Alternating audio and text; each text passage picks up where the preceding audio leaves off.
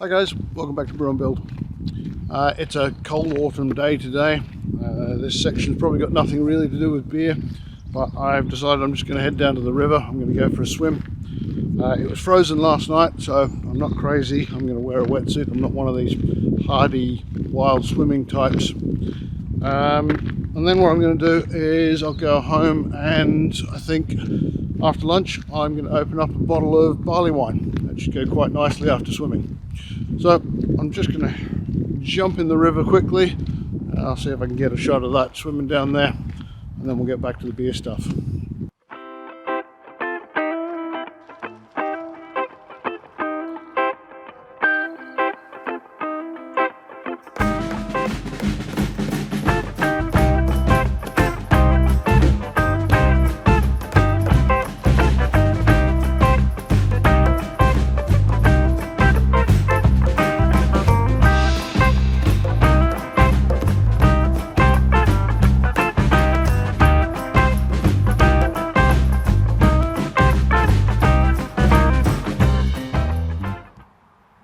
Boy, that's cold. Our water temperature is probably no more than, I don't know, 6-7 degrees centigrade. It's too cold to stick your head under the water for any length of time. You start to grey out after a while. But it's a pleasant little swim there, so time to go back, have a bit of lunch, maybe open a bottle of barley wine. Well, post swim, post lunch, let's talk about this beer. What I set out to brew here was obviously a barley wine, but I had two objectives. Number one, barley wine. Number two was to do a long boil and just see what characteristics and what effect I can get out of a really long boil, and just see what flavours it'll bring to the party, if you like. To achieve that though, and find out those flavours, I needed to use a very, very simple malt bill. I didn't want lots of malts adding lots of flavours, so I couldn't tell then what was coming from malt and what was coming from boil. So I decided I'd just stick with one malt, and I was going to go for Maris Otter. Would have been my ideal one here, but I didn't have Maris Otter at the time. I just had pale malt. So I've used Minch Malt's pale malt for this, which I know very well. I know the taste of it very well, so I can tell therefore what the boil is bringing to it. But because I wanted Maris Otter and that slightly darker, slightly richer and slightly more toasted effect that Maris Otter is, it's only very slight, I put in a little bit of Viking cookie malt. So that then gave me a recipe basically. So I've got 9 kilogram of pale malt, and I've got 200 grams of Viking cookie malt. The problem is I can only get about 6 kilograms of malt into my Braumeister, and anyone that uses an electric all-in-one and starts stuffing more and more malt in, watch their efficiencies go down hugely. So the more malt I put in, the more malt I have to put in. So this obviously isn't going to work. So that gave me a great opportunity then to test the whole long boil thing. So what I've done is I've split it into 2 batches of 4.5 kilograms of malt, and I then end up with 2 full batches I've got to boil down over a period of time to a single batch size.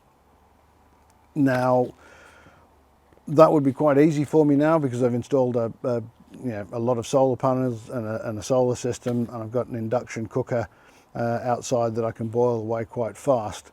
But at the time I didn't have that solar set up, and it was winter, so there was not much sun anyway. So what I was doing was boiling down on my wood burner outside. That was the plan. And the second batch then I boiled down in the Braumeister inside. Bear in mind this was all 10 months ago now. We've moved on quite a bit. But let's have a look quickly at the rest of the recipe before I get too carried away. Okay, so barley wine, it needs to be fairly bitter because I'm going to age it for quite a long time. As I say, it's been 10 months already, so it needs to start quite bitter. And it's also going to be very sweet, so therefore it needs to be quite bitter as well. And that bitterness will drop off as it ages as well. So what I've gone for is 45 grams of Northern Brewer. That goes in for the full 1 hour boil at the end. and I've got 40 grams of East Kent Goldings, and that goes in for 25 minutes boil at the end. So those two are when I've combined it down into one single batch, and I'll just do a 1 hour normal boil of that batch at the end. If I have any volume differences at the end, I know where I should end up, so I'll just top it up with water if I'm a little bit low to get to where the mark where I should be, and then I'll get the gravity that I'm after. Yeast wise, what I'm going to go for is White Labs 028. It's Edinburgh ale yeast. Now that's a little bit like an English ale yeast in that I can get esters out of it if I push it up towards the top end of the temperature range, but it's relatively neutral, and I don't want too many esters in this because once again I want to know what I'm getting from the long boil. And the water profile, quite simply yellow balanced water profile, very, very light. It's a very long day of boiling this, so I prepped the night before. So what I'm going to do is I'll cut through to the preparations the night before, and let's have a look at how the brew day went, and then I'll get the beer open and have a look at it and a bit of a taste.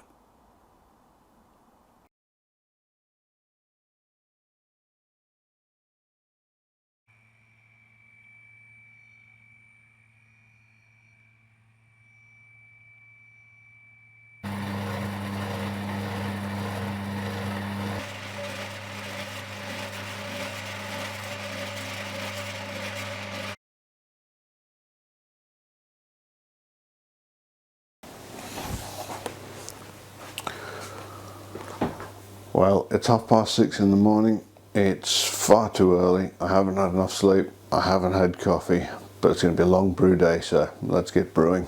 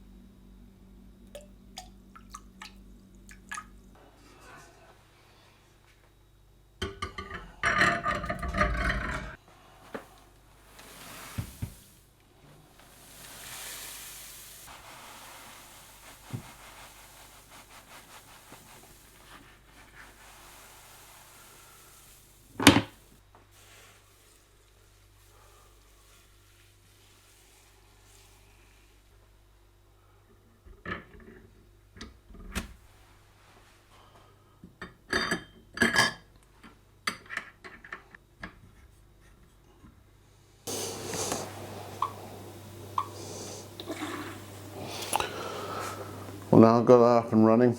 I'm going to go and make some coffee. I'm going to have some breakfast. I'll come back to this in a little bit.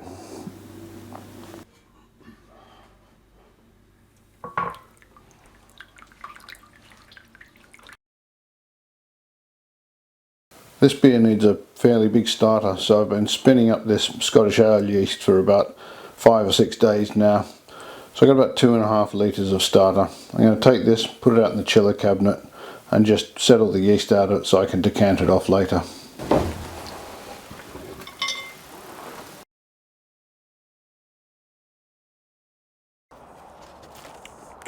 Okay, I'm quickly outside. It's absolutely freezing out here, and I mean this literally. Everything is frozen. I mean, that's a solid block. But so I'm going to get this stove up and running, get it nice and hot so that I can boil this liquid down. It is frozen. There's ice on it at the moment, so it's going to take a little bit of time to heat up. And I don't want to be out here very long, so I'm just going to do this quickly.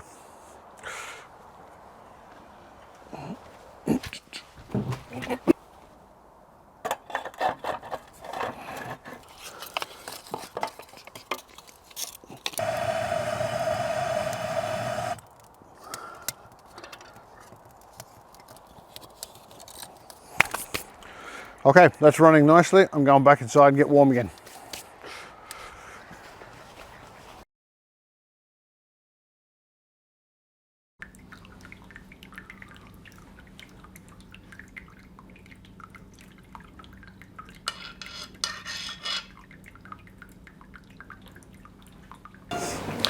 Well, that's the mash finished, so let's get this draining so that we can get it into the pot and out boiling on the wood burner as quickly as possible. We'll get the second mash on.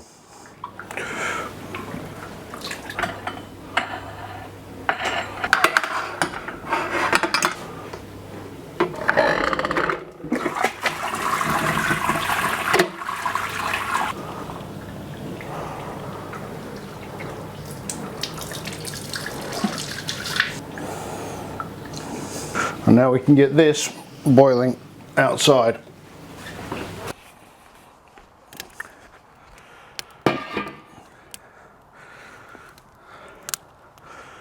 That's the first batch on. We'll get the second batch running now.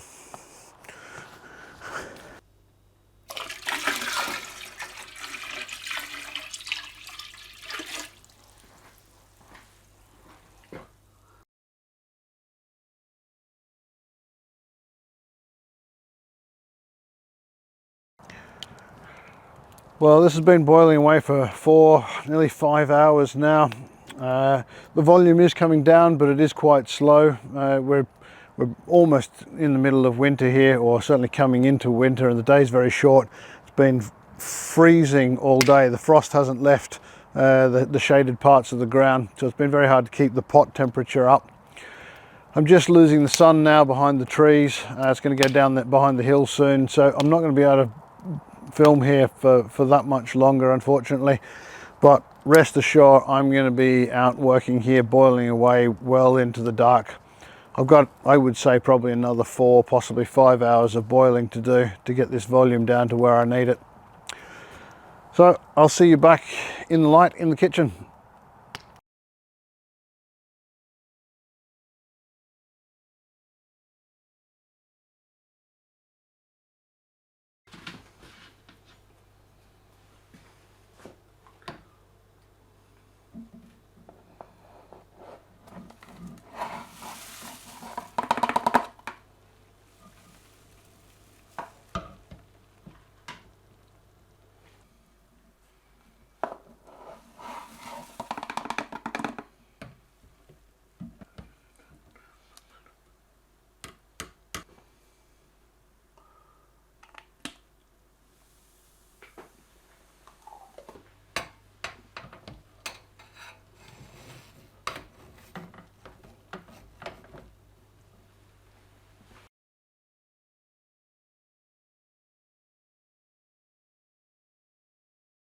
Well, that's finally the end of a 14-hour brew day. That was 10 hours of boil. I've never made a beer that I hope turns out to be drinkable more than this one. I've put a lot of work, a lot of time, a lot of resources into this, so fingers crossed it'll turn out all right. So all I've got to do now, I'll get it out of the tank, into the fermenter. I'm going to pop the yeast in it, and then I'll give it a really healthy dose of oxygen, and we'll let it ferment. I'm even going to give this one some nutrient, so I'll let it start fermenting, and then after 12-24 hours I'll put in a little bit of yeast nutrient just to give it a boost along. So I'll crack on and I'll get this in the fermenter, and we'll get it on the heat mat.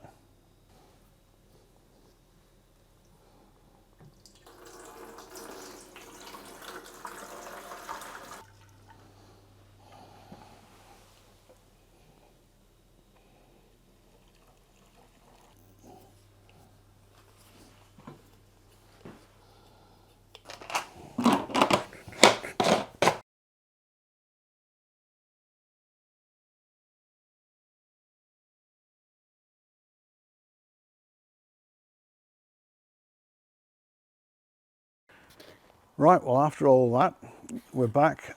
Let's get this bottle open and see what it's like.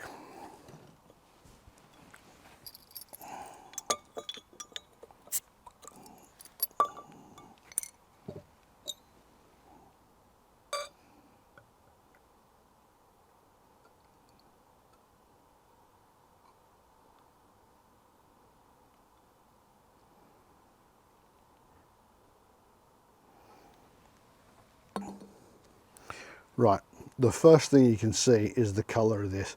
I mean, it's a stunning colour. Have a look at that.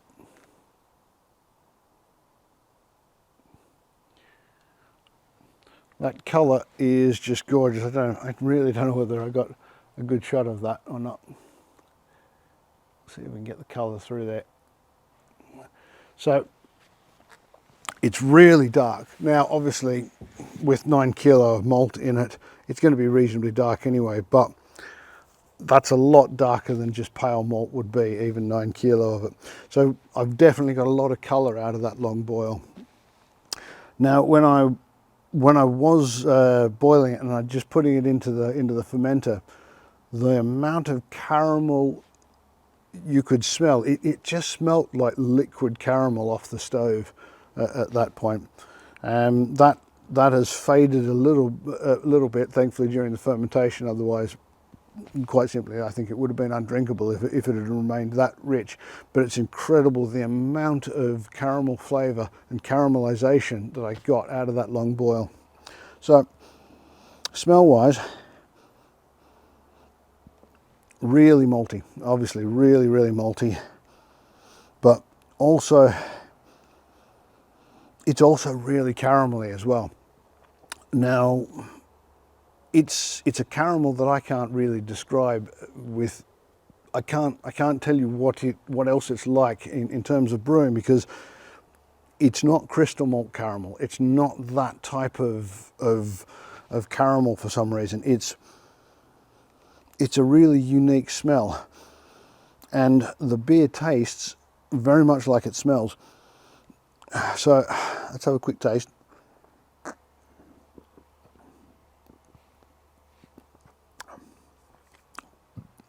First thing that hits you is just the amount of maltiness in it.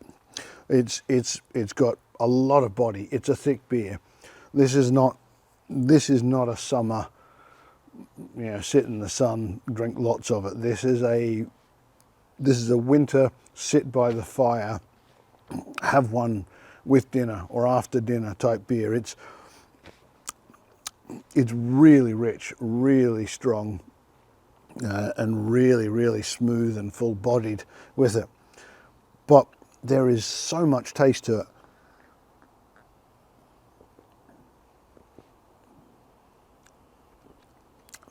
It's fruity.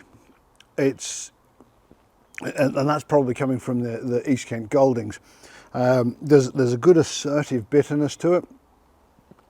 You need that assertive bitterness because it starts with a real malt, fruity, strong caramel flavour. It's really sweet. Then you start getting the bitterness come through, and as the sweetness fades, the bitterness takes over. So it's a really successful sweet to bitter sort of combination and ratio in it. There's a good bit of spiciness to it as well. It's almost peppery on the finish, which is probably, I would say, more the Northern Brewer hops in there, giving that real bitter, peppery type finish.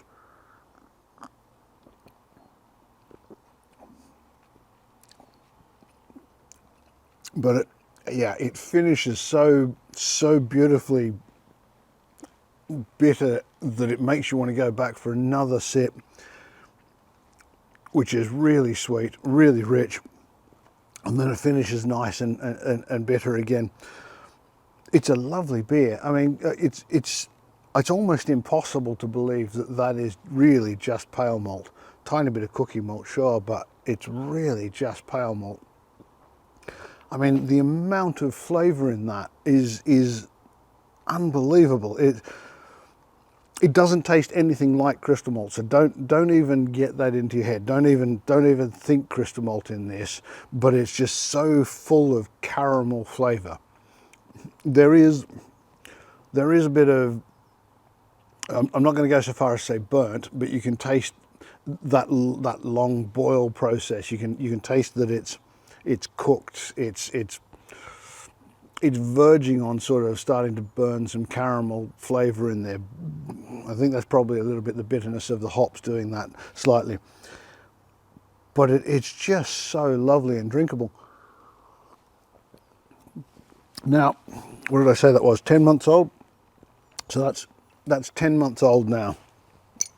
it's getting better and better. We try bottles every now and then, and it's aging better and better and better and better. I'd like to leave this for probably 2 years, and I think this will be just so stunningly drinkable by that point. So what could I do with it to make it better or different? Number one, I'd quite like to age it in an oak barrel. I think that'd be great. Traditionally, barley wines had a bit of Brett in them, so a little bit of Brett I think would probably go very well with this as well. It'd just chew away at those sugars and just sharpen it up a little bit. I think that'd be quite nice as well. But other than that, I mean, it's lovely. I've got a lot more projects with long boils in mind. I've done a Belgian already, which I'll get the video out of eventually.